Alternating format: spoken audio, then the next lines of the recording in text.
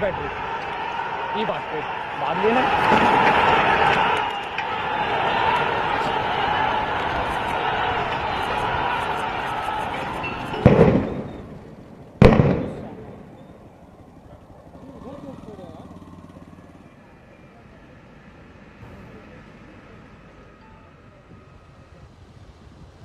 हमें यहाँ से सामने से भागने का मौका नहीं मिला, हम यहीं पे रहे हिम्मत बांध के मौका थोड़ा ठंडा होगा तो जल्दी से निकल जाएंगे।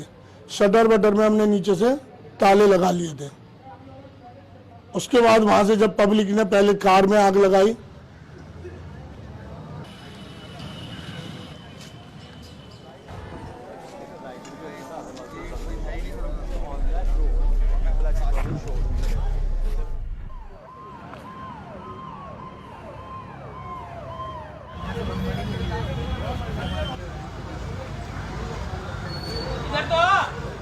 लगे हमने समर चालू करा, उसे बुझाने लगे तो लोगों ने पत्थर भी मारे, आंसू गैस के उन्होंने ऊपर भी फेंके।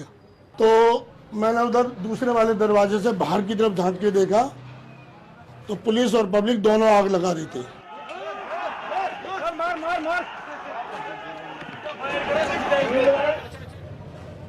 छत से भागे, पीछे से ऊपर से कूद के जान बचाई।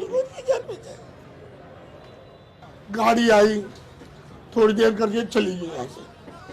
कोई संपर्क ही नहीं हुआ, कोई फोन नहीं करा, कुछ नहीं हुआ।